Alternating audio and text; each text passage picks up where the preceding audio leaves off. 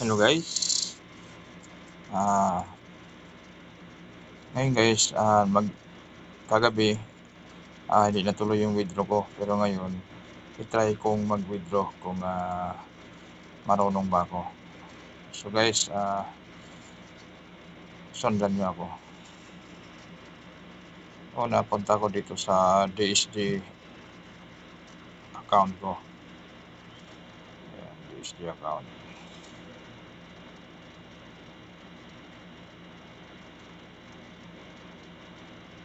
Wait muna kasi nag-login ko guys.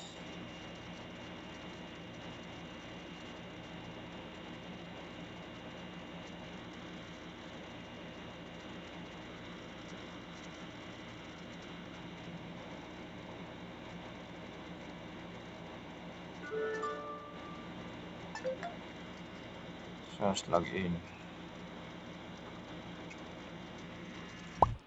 Automatic na yan. So kahapon, ulitin na natin pag-withdraw. So dito sa withdraw ay back na tayo guys. So punta mo natin sa asset. Yan, tingnan natin. Ayan, nakikita niyo to guys, ito yung withdrawing ko dito sa exchange. Ayan, so ito na yung natira ko. Ayan o, ito yung nasa trade. Okay, 1,300.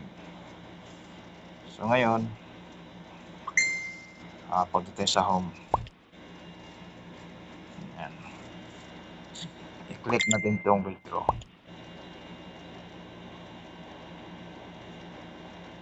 Okay, so nandiyan na yon. So all, ayan, 63 yung hiding fee.